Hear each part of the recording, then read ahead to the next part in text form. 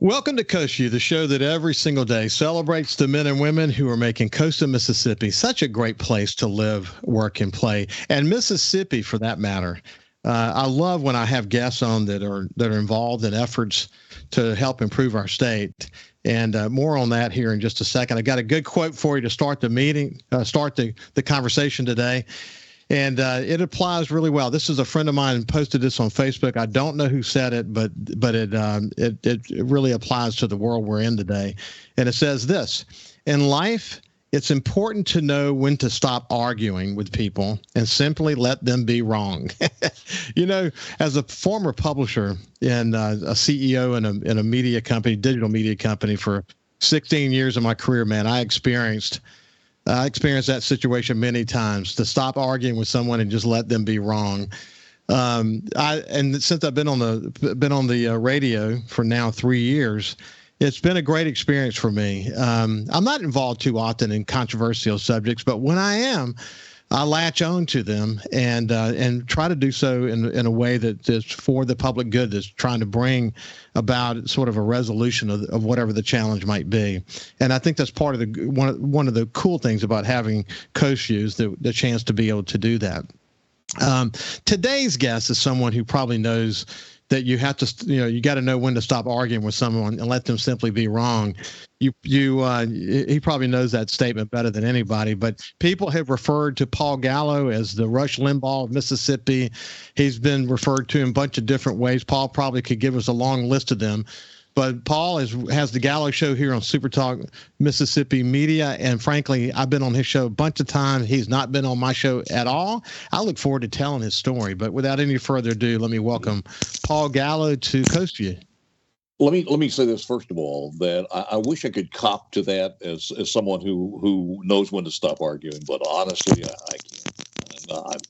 Arguing seems to be some extracurricular activity, and it's part of being a full-blooded Italian. And I think I would say that you have that attribute, which is a mark of a good leader, or a good marriage. Now, in marriage, being celebrating our 54th anniversary, I think I have that attribute there. But in some of the guests, when they argue, it's almost like the Chihuahua that is being tempted for some odd reason. Good morning to you, sir. How are you? It's good to have you. It's good, Paul, it's good to be here. That's what makes you so good. It's that spirited debate and honesty. Yeah, it's that spirited debate. Hey, listen, we got to cover a lot of ground today, so I want to kind of start from the beginning. Talk to me about where you grew up and a little bit more about your early life. Geez. It can be done rather quickly, as most people who grew up in the Mississippi Delta. It's either, and for most of us, of course, it's an agrarian family. We grew up in Shaw, Mississippi, on a 100-acre farm, and Eeyore wasn't there, but it was not Eeyore, but the bear. It wasn't.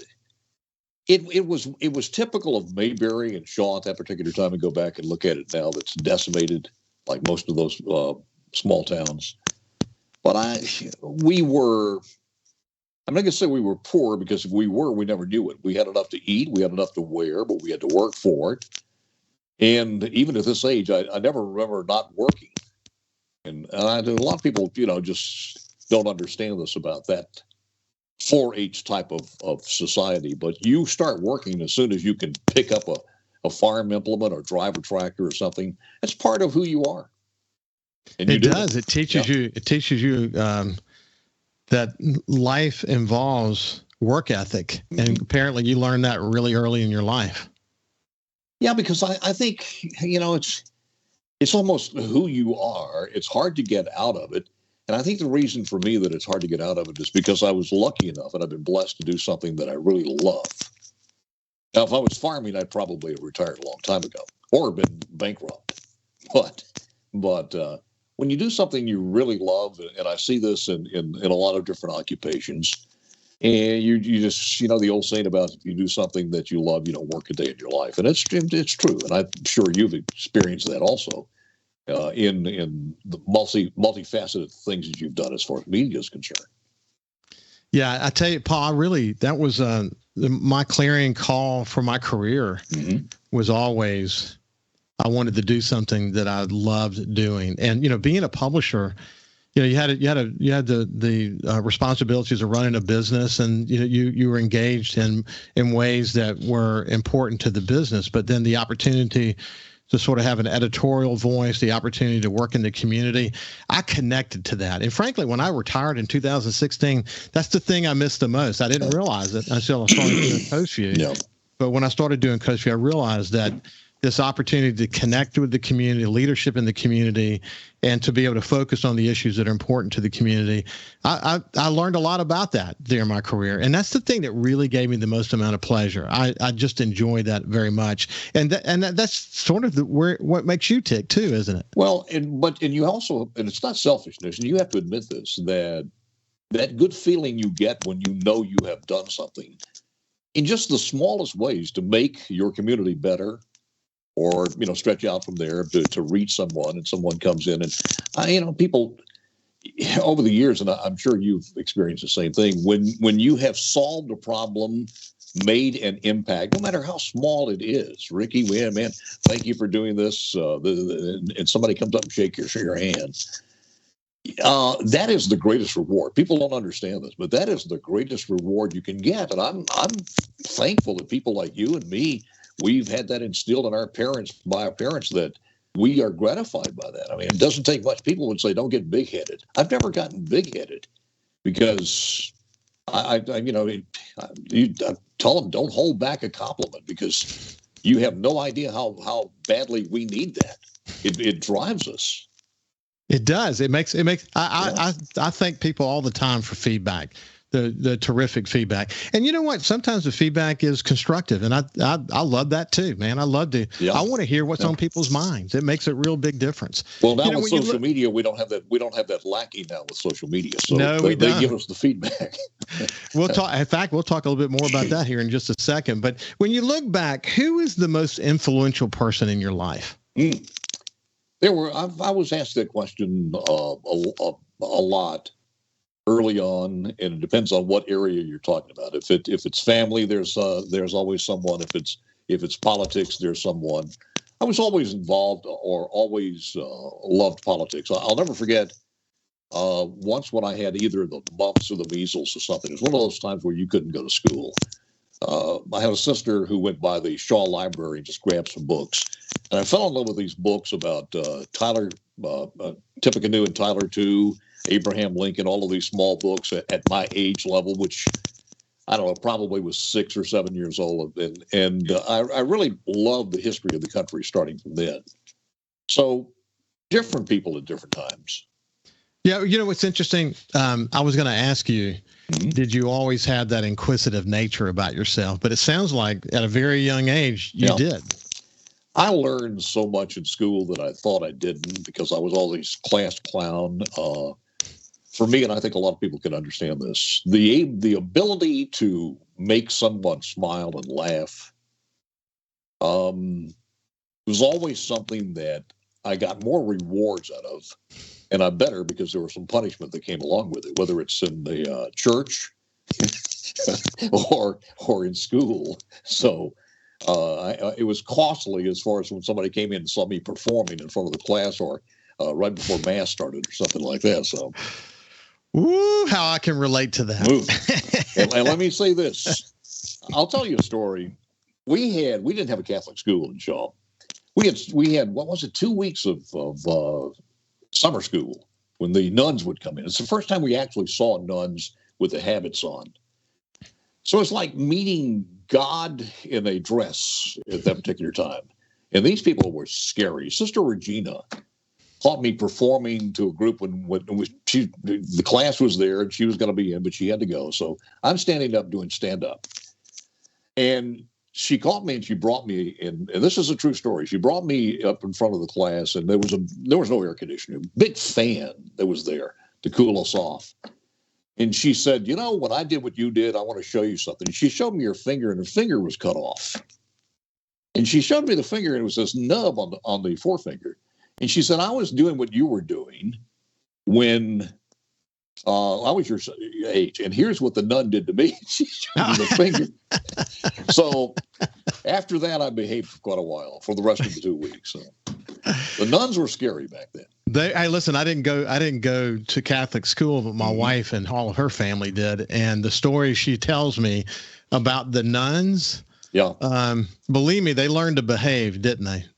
They had a ruler that was made of the hardest wood you could ever imagine.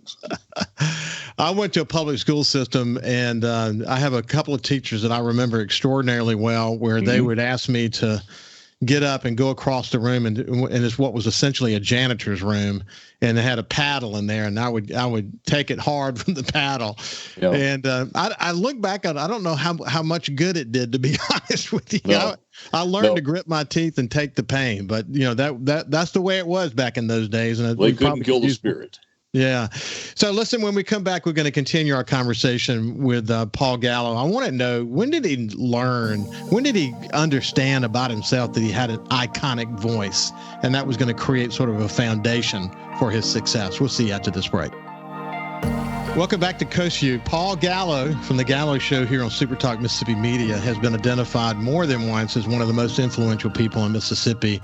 He's often leading the conversation, and we're just having a deeper conversation about where he comes from and sort of, what the big influences were in his life. Paul, as I mentioned when we were going to break, at what point did you realize that your voice was going to be sort of the foundation for success for you? I don't really know if I had this voice. I go back, and there's somewhere in my wife's memorabilia a reel about this size, one of the small reels that they do when you finish school, and it was sent out to several places, and I had several opportunities to go to different places. But I look at that voice now, it's Mickey Mouse compared to over the years, when your voice just, I guess, materializes or matures in a different manner. It was nowhere like it is now. That said, I think I was more worried about the Southern accent than anything, because I knew it was not typical radio, and that's what I wanted to do. And I thought, how am I going to get out of the, old, and the Delta has a distinct. And I didn't realize till later when I was interviewing Boo Ferris. And Boo was a neighbor of ours in Shaw. And I was later years, I was interviewing him, and I thought him and another guy I know sound a lot alike. And that was Stan Sandroni. And Stan and I were, in Shaw School, and we played ball together. He was a freshman and I was a senior at that time, or sophomore or junior or senior. But we have a distinct accent in the Delta, just like you guys on the coast do. Yeah. So I was more worried about the accent than I was the voice itself way back then. So, I didn't know this about you until I started preparing for this show. But when you came into the media business, radio in particular, you actually worked in just about every phase of the business. Talk about the evolution that ultimately brought you to the Gallo Show. Well, I came back. I didn't go to college. I went to the only two people in the state of Mississippi that I know went to the school in Chicago. It was supposed to be one of the best. It was called Career Academy. I don't think they even exist today. And we left Shaw, which was about 2,500 people, and went to Chicago. And that's like Opie going from Mayberry to New York. And it was I can't believe to this day that I actually did that, but I have kinfolks up there. So I went with the mafia side of the family to stay with them in Chicago. And I'm just joking about the mafia side of the family. Anyway, we had a good time. We learned a lot. And there was a possibility to go to several places. One was in outside of New Orleans. And it was kind of weird because I looked on a map, and the guy called me and he said, I want you here, and I want you here soon. And I was starting to look at some of the names. I said, I can't even pronounce half those names. So I had an opportunity to go to Batesville, of all places, which was not too far from Shaw. And my mother was still living in the Mississippi Delta. So I chose that, and it was on from there. Started February 12th, 1968, which was on my birthday. which I'll never forget because I was kind of mad I had to work on my birthday. But then again, it was adulthood, so you had to get used to those things. Never knowing that when you started that job that it would be a long career that brings you to where you are today. It's been a heck of a journey, hasn't it? Yes, it has. Yes, it has. And again, and we were talking about this not long ago, and your industry has changed.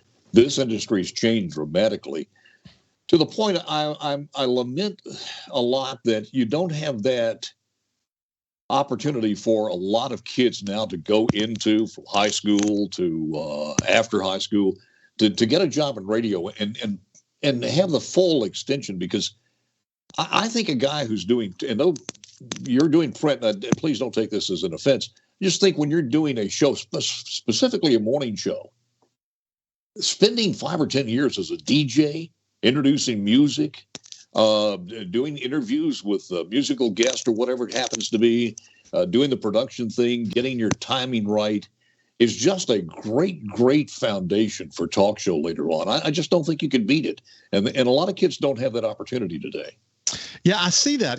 I've talked about, I've had dedicated entire shows, Coast Vue shows, to the changing media landscape, the digital tsunami that overcame newspapers. I mean, that's the world that I came from, leading very significant strategic transformations from traditional print publications to the digital world that we're in today.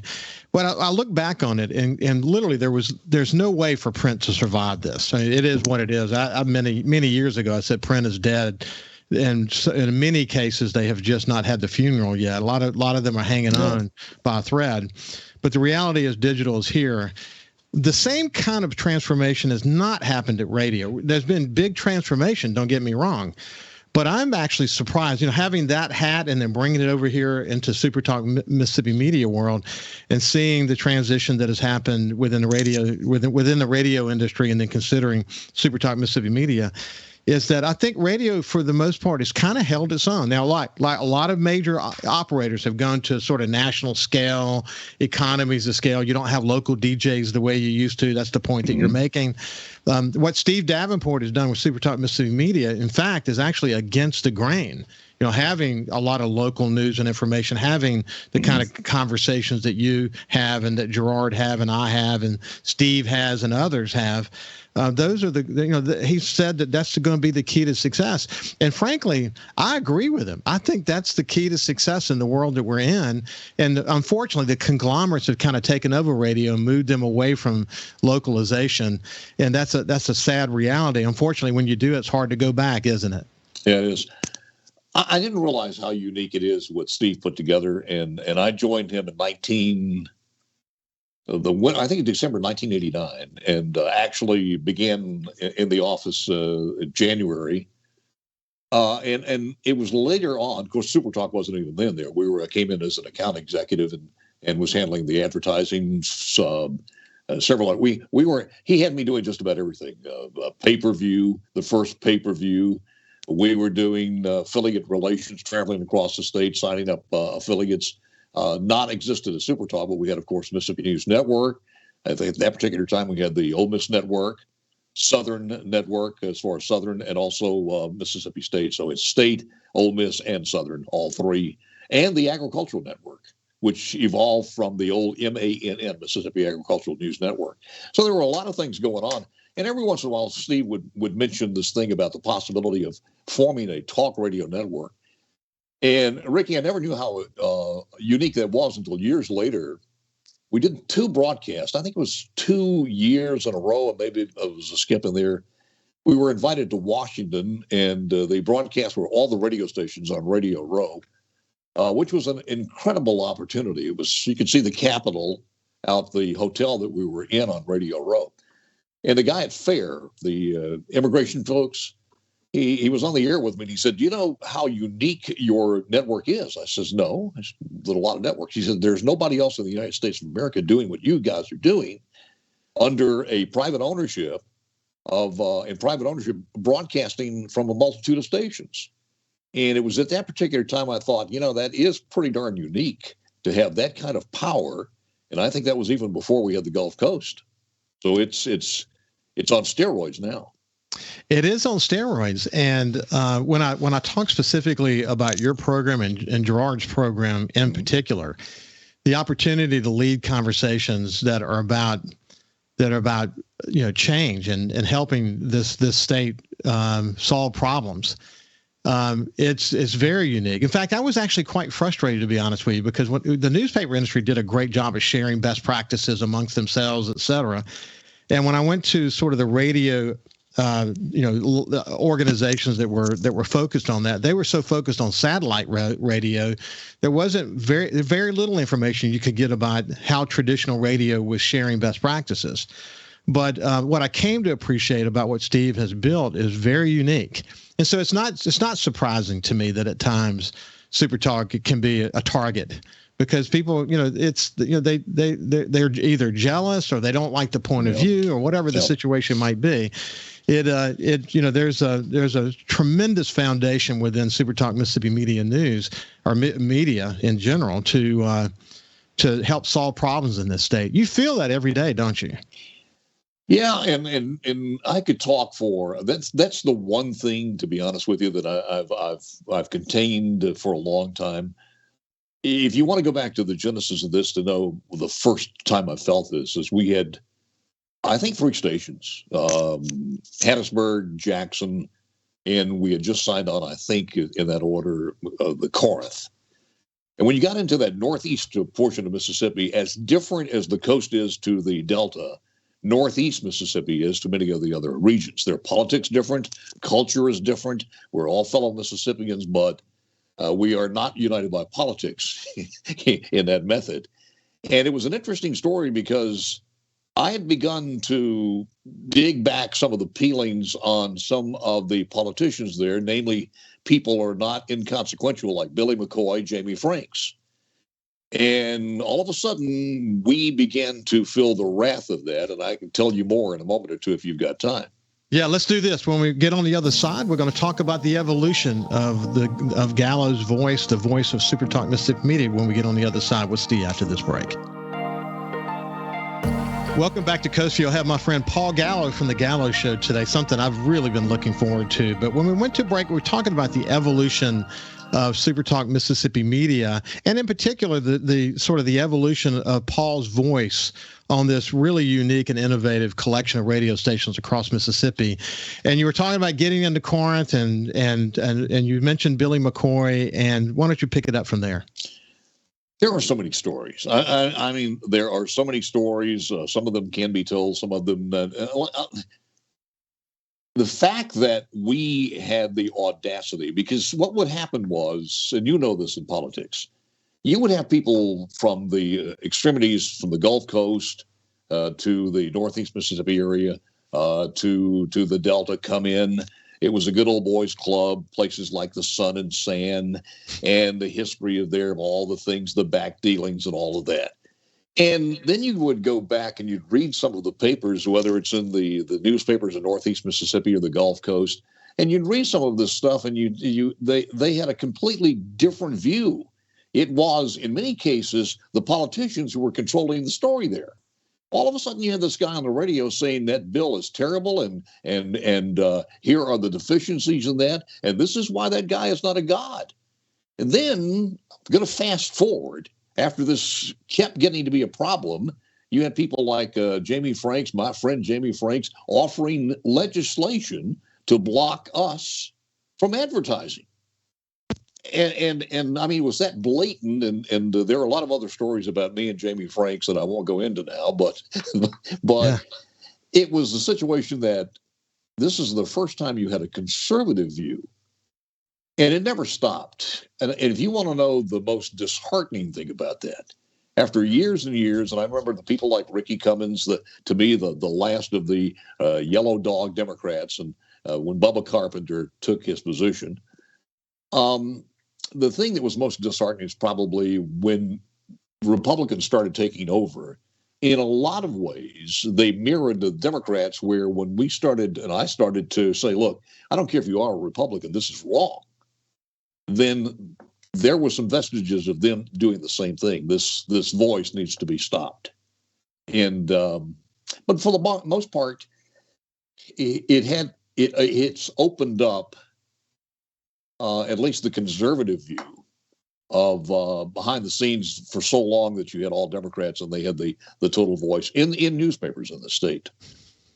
Yeah, more recently, I wasn't going to ask you this until later, but it kind of fits in right here. More recently, you've seen at least one nonprofit news organization in Mississippi, liberal, I might add, because they're funded by rich Democrats for the most part. Recently did a story that essentially suggested that you were unethical in the work that you did. But you're not. That's not a new accusation. You've been a target. I mean, I know what that looks like as a publisher, but it's still got to drive you crazy. It does in a way because of the inaccuracies of that article. And I've seen this over and over. And again, I don't want to be taking it all out on newsprint, but I'll call you a former print guy, and now radio, and my brother in broadcast. But when you have somebody on the air that's in the news, and you ask him, okay, you said this. No, I didn't say that. Well, it's in the paper. Well, I didn't say that. And I cannot tell you how many countless times that's happened in the past. But it seems to be happening more and more now that where you have people who call themselves journalists, but I have no idea where they got their journalism degree. And it really doesn't matter. In this particular case, there were so many things wrong with that article. I did have those people call me and ask for some kind of comment, and there was no way on God's green earth I was going to do that. Number one, because they would want me to say what they want me to say, and I'm not that much of an idiot. Number two, some of the things about I don't have a niece that was in that position. I have no idea where they got that. The amount of accuracies in some of the statements that they made let me put it this way. I'm trying to get too much in one part here. When they made accusations, they were not real accusations. They were just statements, and then they'd always clarify that later, but nothing was done wrong. Yeah. And I think somebody said this, and it was brilliant the way they said it. Are you accusing them of trying to sell advertising? What they should have understood, or what they should have conveyed, is this: we are not an investigative organization. My program is not investigative. I don't have what you guys had in the newspaper. I don't have 5 or 10 people to go out and investigate. It's Perez and me, and a producer who helps me put the show together. 3 people. We are not investigators, and not being I am an entertainer and a talk show host. So, I mean, I can question about the investigation that the papers have had. One of the things that I'll stand by today, and I've said this, I think a local newspaper is one of the most important things that a town can have. I really do. And I wish they were solid and strong today. And I'd love working with those local newspapers, because when it comes to the investigation of the municipality or the county board of supervisors or one of the agencies, they need to be there. But we report on their investigation. For them to say this about we investigated, the truth is, any state agency, any private organization is our client. Can you imagine, in the same facet, that an advertising agency, regardless of which one, would come in and say, while they're doing the ad, they're going to put some stuff in here, but did you do this and did you do that? Our job is to take a service and tell that service to the people. I don't apologize for that. I would have to apologize if I didn't. But they should know this, but they don't, because they've got young people who have a liberal mindset, and they're not in there for journalism. They're in there for indoctrination, or to get their mission out. Paul, one of the coming on the heels of that, I have done over 800 shows. It's over 800 shows. Not one time has anyone told me to say something or not to say something, or have someone on, or to follow through on. And listen, that's actually quite important to me, really, to be honest with you. I've always said that one thing is not negotiable in my world, and that is my integrity. Now, look, everything else is negotiable, but if you say your integrity is not negotiable, then it helps kind of lay a great foundation. But working with Kim and Steve has been a pleasure in that they've given me tremendous freedom. And they trust me completely, and they don't suggest. There's never anything sold from an advertising point of view that involves me saying or doing anything specifically. And that's, of course, I've been on, literally since I've been on Coast Vue, I've been on 2 remotes. That's it, 2 remotes in 3 years. But I would do more remotes if I could, because it's a chance to get out and see people and be in contact with people and whatever. But otherwise, the integrity has been terrific. I'm not trying to overplay this now, but I think that the reality is there's always going to be there's always going to be a situation that you described early on where when you have a conservative voice, people are going to attack you. That's just the reality of it. And I think as long as you have your integrity intact, I think you just keep on rolling just like you are now, even with more, maybe more energy, actually. Yeah, it's the most important thing to me. Let me say this, though, because Steve and I knew Steve even before that, because I was a customer of his at a station, at 2 stations with a Mississippi News Network. And Steve done an incredible job. I mean, absolutely incredible job. But over the years when we have worked together, I've caused him some great angst. But he's never come in there and said, if you say this, I'm going to fire. Never. And I mean, he's got an Irish temper. I've got an Italian temper. But my God, he's allowed me to do the things that make me feel good about where we're doing. And in most of the cases, there's been some disappointments. I've missed some things. I miss the Kemper County plant. I miss Chris Epps. I miss this other thing as far as the human services thing. You miss that. But we weren't doing investigations. And how were you supposed to know that, Paul? How were you supposed to know you that? Don't. Even the U.S. House of Representatives didn't know it. That's right. Even in Chris Epps. I mean, Perez and I joke about Chris used to come in and he would glad hand you, and he'd hand you one of these lapel pins, and you had no idea what's going on. Yeah. You ask the questions that you have, but you don't know about the investigation behind you. You know what's interesting to me, though, and I've talked about it lots. We talk about changing media landscape, but the promise of social media was that it was going to connect us, and it certainly did that. There's no question that it did that. But when they started using artificial intelligence instead of human beings to determine our news feed, what it did is it made us tribal. It made us unbelievably isolated, and to say that as a general populace we're more hypersensitive, that would be an understatement. But algorithms kind of rule the day. I mean, algorithms are refining what's in our news feeds today, and it makes it appear, as I often say on my show, that everyone in our news feeds agree with us. And I think in a lot of ways, it's what it's done to our political systems and our cultural systems is it's hopelessly bogged us down in fear and tribalism. I want to get your response to that on the other side, but we're having a conversation with Paul Gallo from the Gallo Show here on SuperTalk Mississippi Media, and we'll see you after this break. Welcome back to Coast Vue. We're having a wonderful conversation with my friend Paul Gallo from the Gallo Show. We've had just a terrific conversation, starting with some of the early influences on his life through today. And when we went to break, I was talking about how sort of tribalism and division have sort of taken over because of social media. It's really bogged us down in big ways. You sort of alluded to that earlier about the fact that we can get all the feedback we want now through social media. But where do you think we go from here, Paul, when you think about that? I don't know. It's the hardest thing in the world, Ricky, is to tell someone on the air like us, or I'm sure it's applicable to other people too, that just disregard Twitter, because it doesn't represent the entire body of work out there. It doesn't reflect what the nation is thinking.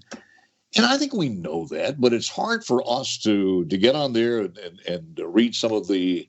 It doesn't affect me. I did many years ago some columns in different papers and had a chance to do some writing, and it was carried by a couple of free papers. It was a humor column, and I really enjoyed that. But the feedback on that, when you either made a mistake or you hurt somebody's feeling. And I began to read that, and I thought, man, this is getting under my skin. But it doesn't get under my skin on the air. And I thought, well, this is not where I'm supposed to be. And I stopped that and made sure that all of my attention was in the broadcast field. But for people who write, it's just different. And for some reason that got under my skin, and there's not very much you could say on radio or on social media that really I've taken this, and I know some people talk about it and say he's just talking about that, but I'm honest about it, that if you can't stand the program, if you hate me with a passion, but you are listening, that's fine with me. It's almost like a guy coming in buying the hamburger. He hates the people there. He hates everybody. He hates the service, but he buys the hamburger. So, good deal. Hey, Paul, you know what? As a listener, here's what I would say. I believe, so obviously, you have a conservative voice. You have your strong opinion about things. When you talk to people who share your point of view, that's what it is. However, when you have other people on who have a different point of view, I don't find you to be unfair at all to them. And I don't find you to be restrictive in their ability to share with you their point of view. Yeah. I admire that in you. And I think that people who would say what you just said of you, they haven't listened to the sort of total body of work that Paul Gallo is involved in, because you are interested in hearing the other side of the equation, aren't you? I am, if it doesn't get stupid. I mean, because that's if it gets stupid, that's a slap in the face to me and this audience. And I treasure this audience as a whole. I really do. And I always talk about their family, but they are my audience family out there, and they've been with me for a long time. When you've been doing the show for 54 years, almost 55 as of February, then if you start doing it that long, you've come through a lot of people. You've had great listeners who've listened to you that passed on, that you remember. In the middle of the night, you think about a voice that you had on back, certainly when we were doing a lot of calls. And that's another evolution of radio, from taking the calls to doing what we're doing now. And I think in this social media day, you couldn't do that anymore as far as taking calls. And I do miss that. Yeah. But it's one of those things that it wouldn't work today as it used to be. Paul, what's the latest on your health situation? I had a last PET scan for folks who don't know. It's been November a couple of years ago. I went to the doctor and found I had melatonin on the bottom of my right heel, and I was just going in for checkup and everything else, and we found out later, just to make a long story short, it was stage 3 cancer. It had gotten all the way up into my groins.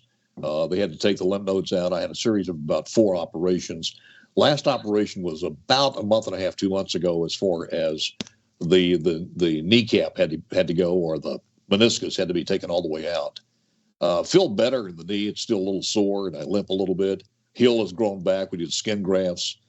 And prior to the Christmas holidays, I had a PET scan. The doctor called me about a week before Christmas, several days before Christmas, and she said, "We got it, and we see no cancer." So that was absolutely the best Christmas present you could possibly get. After a year of that, taking the immunotherapy treatments, not chemo, but the immuno, and they've got some terrible side effects, but nothing like chemo. I'm losing the hair one way or the other, so that's going to go. Yeah. But so far, so good. The without lymph nodes, I'm a Deion Sanders on the right leg. I can walk for about 3 or 4 hours, and then I've got to stop. And the treatments, I got 2 more treatments. We end at the end of February, and after that, you just go back for periodic checks, which is great news. And it's going to take a while. They tell me the system that came in and changes your immunotherapy, the immune system, lasts in your system about a year. So all's good. I'm looking forward to gradually getting back full steam, but it sure is thankful to be able to do it from the studios here. Well, God bless you, my friend. As we visit in the future, we'll talk about how going through this causes you to reflect. Yeah, and it probably makes you more determined to want to make a difference than ever. I can only imagine what's going through your head. But again, God bless you, my friend, and thank you for visiting with me today, Paul. Listen, always pleasure, sir, and I enjoy your program tremendously. You have done a great job on this one, and welcome to the family. Thank you, man. It's a pleasure. I'm glad to be here. This has been Paul Gallo, and have a great day, and we'll see you tomorrow.